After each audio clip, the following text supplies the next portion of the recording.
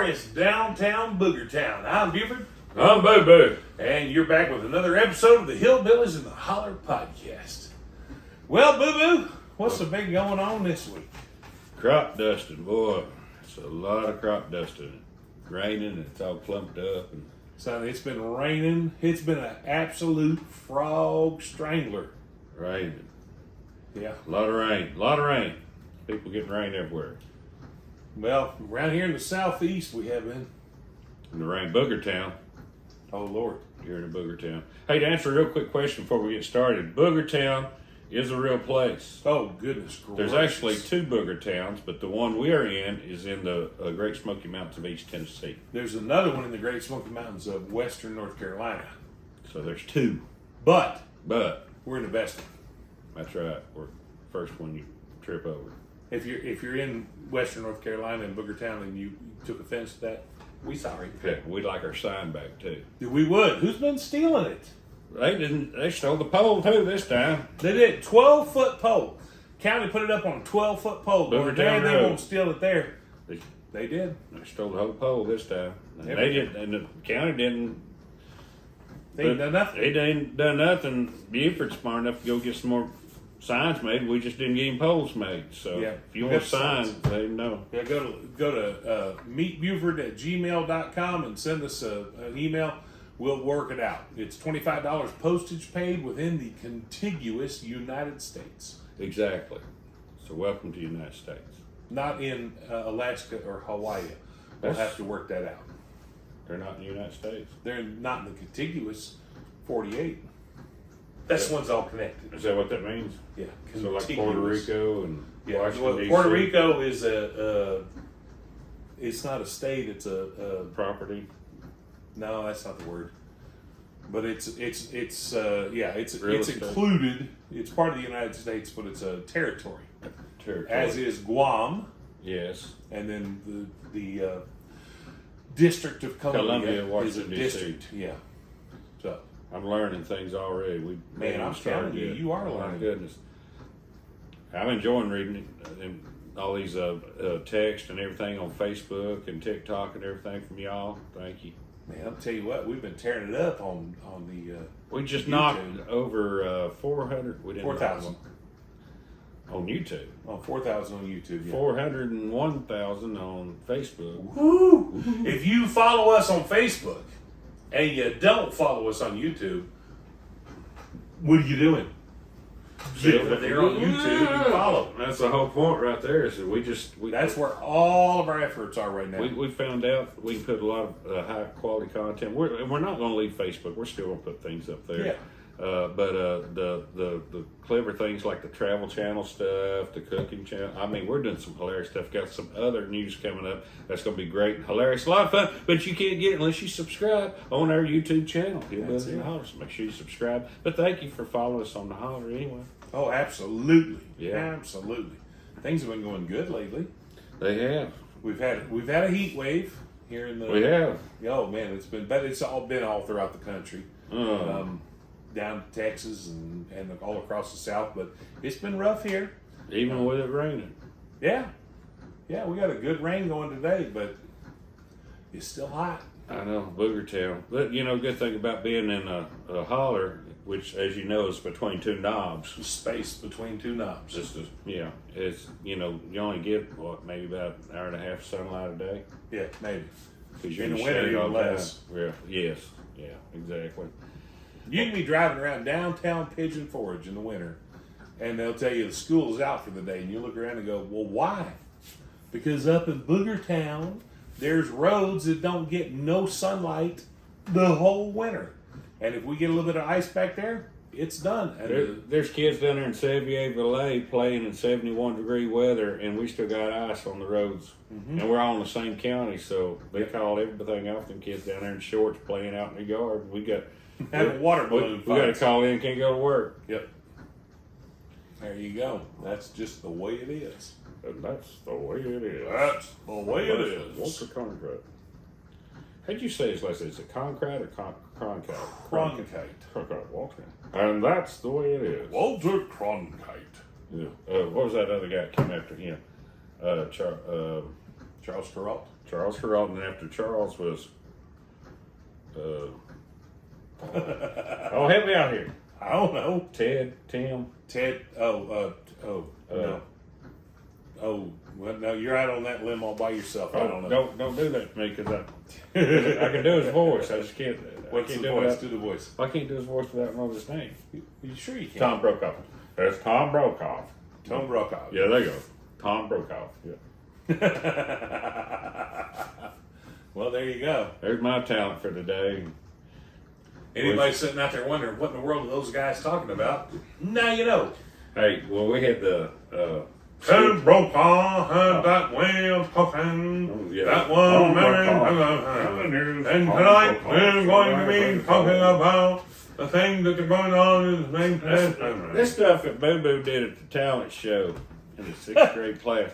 I also did this how my mind works because I had that ADT. That's when people come in and steal your thoughts. Yeah, I had that ADT, and they try to paddle it out of me with them paddles with holes in wood. And so I had that ADT, and they had that talent show. And this is a fact of my hand up true story. They wanted me to do something for the talent show, and I did that voice of Tom Brokaw, and he was the MC for the talent show. And then I did Johnny Cash singing "Twisted Sister." Oh, come on. I did. What'd that sound like? We're not gonna take it. No, we ain't gonna take it. We're not gonna take it anymore. Oh, son, that's beautiful. I did that. In fact, my hand up. That's awesome. Things that go through my mind. Did I ever tell you about one night? I You know, did. the guy that wrote Ring of Fire, Yes. his son is a good friend of mine. We've Oh. been friends for 40 years. And one night, some guys I was working with, they were like, I wonder who played the trumpet part on Ring of Fire. And I said, well, I don't know, but I know who to call to ask. So I called my buddy, Steve Kilgore. He's Merle Kilgore's son. And he said, I don't know who played it, but I know who wrote the arrangement, which was Cowboy Copas. He said, I actually have the original arrangement right here in the house. And he said, I'll tell you a funny story about how that came about. Okay, let's hear it. He said, Daddy was an opening act for Johnny and June. They went around the country together. And they were leaving a hotel in California one morning. And Johnny said, Merle, I had a dream about that song you and June wrote. I think we ought to start it with mariachis. Mariachi band. And Merle went, that's a great idea, Johnny. And that's how it happened. So And when you hear that, that came to Johnny in a dream. wow. And that's how it happened. So I fell into a burning fire. that was they wanted to make that a advertisement for Preparation H. Oh. Yeah, Burning Ring of Fire. Yeah. Ooh. Ooh, doggy. I guarantee. Guarantee I'd be tough with it. Hey, did you ever hear that song that Johnny did called Delia? No. Delia, oh Delia, Delia all my life. If I hadn't shot poor Delia, I'd had her for my wife. Boy, yeah, I guess so. Delia's gone, one more round, Delia's gone. You never heard that song? I never heard that. Went down to Memphis, found Delia there.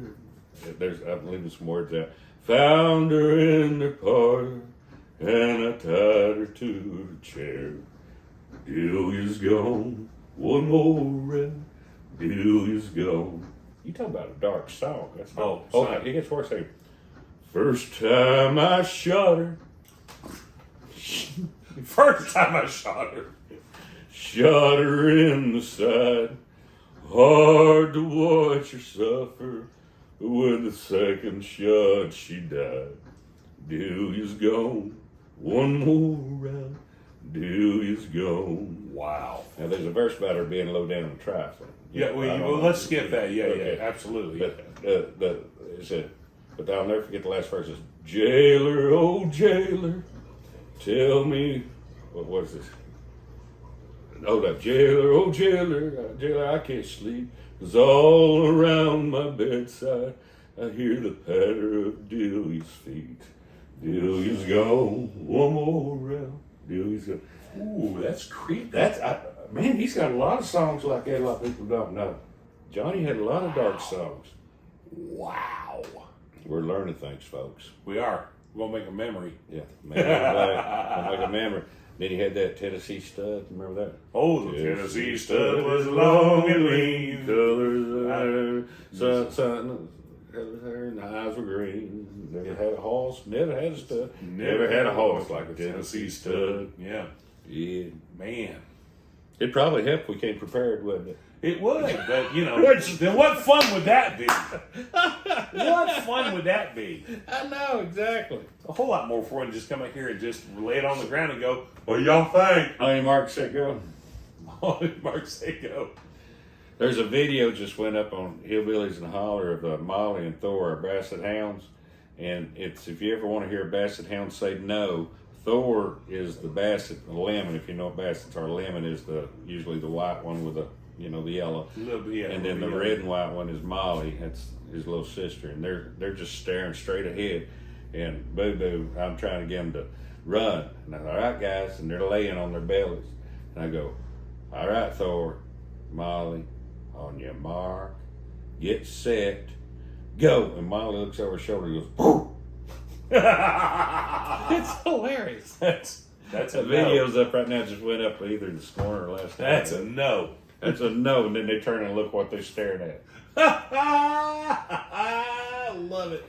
If you all got any basset hounds or hound dogs, send us some pictures on Facebook. We'd love and make sure you tell us their name and everything and age and stuff. Yeah, we'll put them up. We'll put them pictures absolutely. up. We love our dogs. Put them up on the Facebook page. Yeah. After talking about shooting daily, let's be dog lovers. We'll be dog lovers now, trying to win their hearts back. We can blame that on Johnny Cash. I just quoted him. That's it. We got a dachshund. She's 16 years old. Son, and if she died tonight, I wouldn't be surprised. But if she lived another 20 years, I wouldn't be surprised either. She's as bad as she can be. You know, I don't like little dogs, but dachshunds were trained to go down into a hole and grab a badger by the nose and pull it out.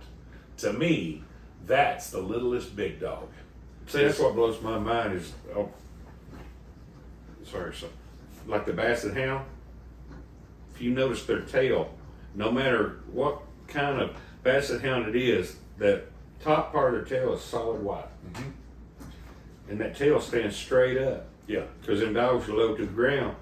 They were bred where them dogs could be spotted and seen almost like a periscope at a submarine sticking out of the ocean. You could see them through the fields and everything. All these hunters back in Europe could look out there and they'd know where their dogs were. I'll never forget, when I was 22, I bought my first house, and my brother bought some land next to me, and he had some beagles. And I was out working in my fields one day, and all of a sudden I heard the dogs. It sounded like something was killing them, and I called my brother. I said, "You need to get out here. Something's killing your dogs." He said, "What do you mean?" I go, they're screaming like there's no tomorrow." He said, "No, it's just what beagles sound like." Oh, it was the awfulest thing I ever heard in my life. Oh, that's music. I thought somebody was killing them dogs. That's music. And nothing like a basset howl when they howl and they cry. I tell you, I got some trivia for you, Mountain Williams, since I'm always learning from you. All right, go ahead. What is the one and only American bred dog? Vice. Nope. It'll shock you. What is it? The Boston Terrier. Okay, well, first of all, they ain't terriers, but they're called Bostons. But people call them Boston Terriers, but they're not terriers; they're bulldogs. See, I thought I had something. There you go. But it is a Boston. It is a Boston. The Feist has probably got a good argument for that because you think so? Because people can't even agree on what a Feist is. Apparently, we can't agree on the Boston Terrier either. So yeah, but they were bred to go in them little holes and bring rats out. Yeah, absolutely. Yeah. Well, that's what a terrier is. A terrier, it comes from the word terra in Latin, which means earth. They're dogs that were meant to go under the ground, and that's what a dachshund is. Dauch is the German word for badger. So I keep forgetting we're getting recorded, so they ain't see my movements like that. So Dachshund is a badger hound. So any dog that was bred to go down a hole and pull a badger out by the nose, that's got my respect, for sure. Because badger is a, razor blade with fur. What about moles? They're blind, aren't they? Moles are blind. They just got a little star nose. They go. And if a dog finds them and tears them up, it's really not a big deal. You ever caught a mole with a jar? No. Take your mason jar out there, because you know where their path Yeah. is in the tunnels. You stick it in there, you get in that jar, can't get out. Just lift that jar out, remove it. Remove him to somewhere else safe. Yes, safely remove it. You almost messed up. Just saying. I'm just saying. Somebody's It talking- wasn't us. It was another feller we knew. Somebody was talking about a hornet's nest, and I couldn't believe they pointed and said, "Look at that yellow jacket nest." And I said, "You lost your mind. That ain't no. Yellow jacket's in the ground. They're in the ground. That big thing you see on that tree, that's under the ground for a yellow jacket." Yeah, that's a hornet up there in the air. And what you do there is you take you some gasoline, and you go about 100 yards with that gasoline on a trail, right till you get that hole, and then you fill that hole full of that gasoline, take off running, light that other end, and safely remove them. Safely remove yourself. Hey, Biggins tells that story about he knew the day his daddy loved him and his brothers. You remember how that went? That's on our YouTube channel. Go back on our YouTube channel. Go back and look at Father's Day. His daddy stepped on the yellow jacket nest. But they didn't know it. They just saw him standing still. He'd been working on the fence row, and they said, "You just kept standing there watching us swim in the creek." He said, "Boys, About time for y'all to go in the house. y'all go into the house fast as you can." And he said he saw him set his feet and boom, took off. He had that foot over that nest, blocking it so them boys could play in that swimming hole. And then when he thought they'd had enough time to play, he told them, "Get on home." And he said, "We got fortune." Said Daddy took off, and it was the fight of his life. He said his mama spent all day getting them little stingers out of it. Did I ever tell you about the time I sat on a cactus? No. I started my life in San Antonio, Texas. That's where I grew up, and Yeah, there's and no cactus. my mother had a little flower bed out in front of the house, just like any mother would. But we were in San Antonio, so it was cactus, and we had them big old flat pear cactus. And the flat ones. Yeah, It looked like palm of your hand. Yep. About two of them, yeah. I was about 2 years old, and I was out there helping my mama, and I sat down on a cactus. Got your mind right, didn't it? Son, I felt like Wile E. Coyote. The next 2 hours, my mama in there pulling spines out of my buttocks. Doink! Ah! Doink! Ah! Son, it was awful. It was tough times back then.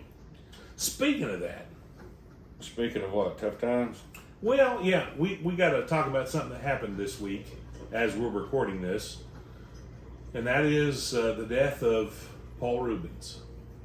Pee Wee Herman. Pee Wee Herman passed away just I a didn't few know he days was ago. sick. I didn't know he was sick. Well, nobody did, and he had a lot of friends, but he kept it to himself. Kind of like Norm Macdonald. Yeah, but he'd been fighting cancer, and it got him. But I'm gonna tell you what, I know he had his issues, and I didn't know he was 70. we all know that. Was yeah. it 70? 70? Yeah, he's 70. Yeah, he was 18 years old when you and I were born. Isn't that crazy? But Somebody out there can do the math on me and you. yeah. But he had he had fought that, but nobody knew it. And he didn't tell anybody. So all of his friends in the industry, and there are a ton of them, have been coming out this week and putting up all these tributes, and I think it's wonderful. And of course, as a Texan, I will always, and it was great, the Alamo on their Facebook page. The Alamo in San Antonio put out a thing on their Facebook page saying, "We want to thank Pee Wee Herman and honor his legacy," because they said there has not been a day since 1985 that somebody hasn't come into the Alamo and asked where the basement is. Because the adventure, the great adventure, because he's in front of Big Adventure. They told him his bike was in the basement at the Alamo. The psychic did, and he went to the Alamo. Where's the basement? Where's the basement? And Jan Hooks, rest her soul, she's also passed away. Now, she's actually buried in the same cemetery where my mother-in-law is, down in Cedartown, Georgia. But she laughed at him and said, "There's no basement in the Alamo." But the people at the Alamo put up a post honoring Paul Rubin's death and saying, "Thank you for making the Alamo cool in pop culture." Isn't that awesome? That is pretty awesome. It's very, very good. I've been to the Alamo. You been there? Are you kidding? I have ancestors there. Yeah. I'm that's my family. That's my life. Yes, I've been to the Alamo many times. I took Beulah Dean there a few years ago. She'd never even been to San Antonio. Riverwalk and all that. And we did all that. But as we're walking through the Alamo, and of course it's quiet. There's a sign on the door that says, "Please be quiet, because here great men gave the last full measure for liberty." And as we're walking through the Alamo, Beulah Dean leaned over and she whispered in my ear. She said, "This is a holy place."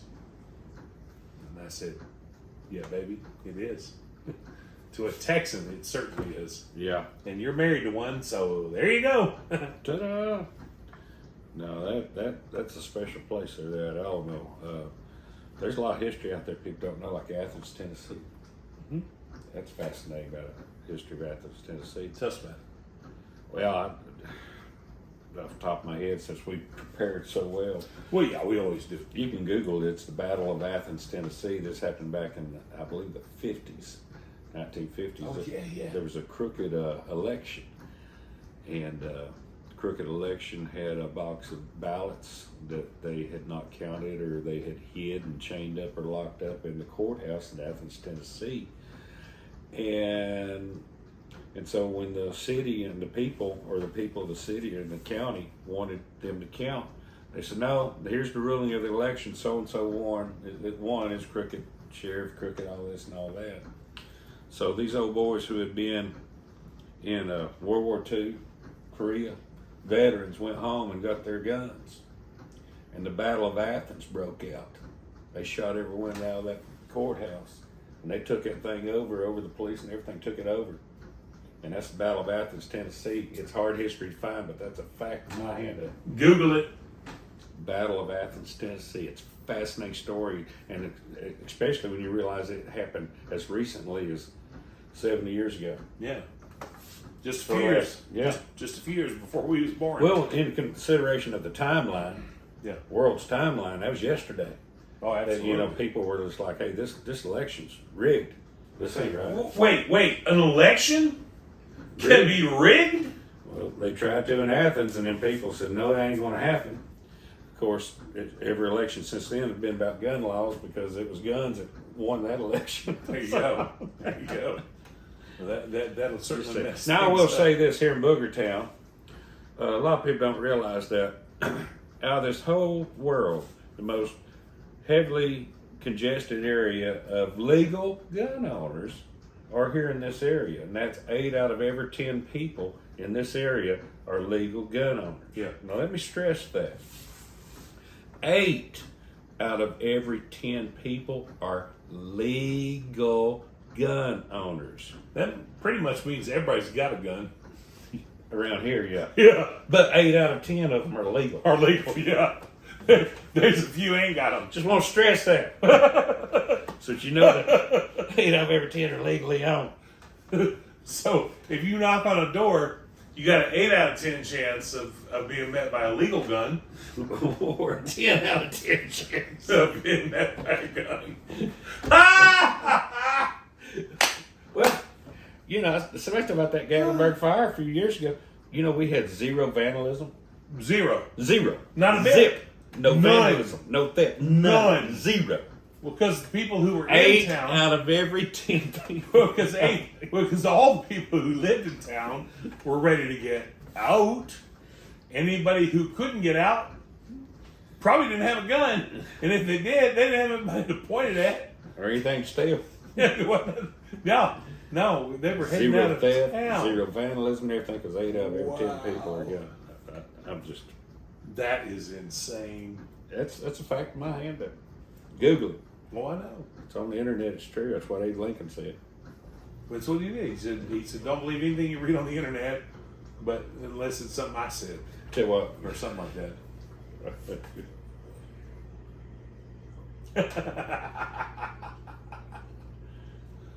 We're going to do an episode about physics and quantum time and space and time continuum, how time and space is different now and everything.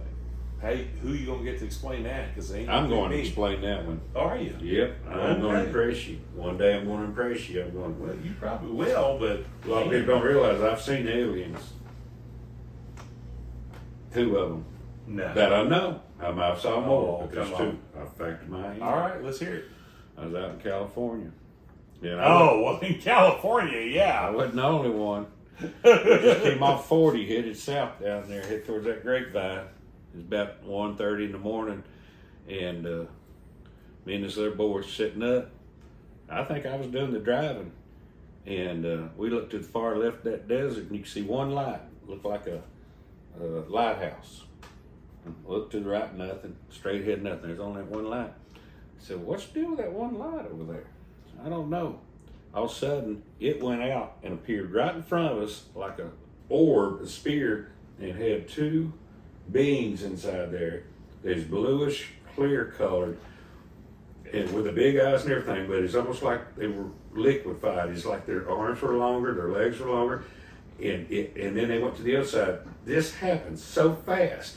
I can't even describe how fast it happened, but we came to a stop and caught our breath, and you can see that light to the far right. The light to the far left's gone now.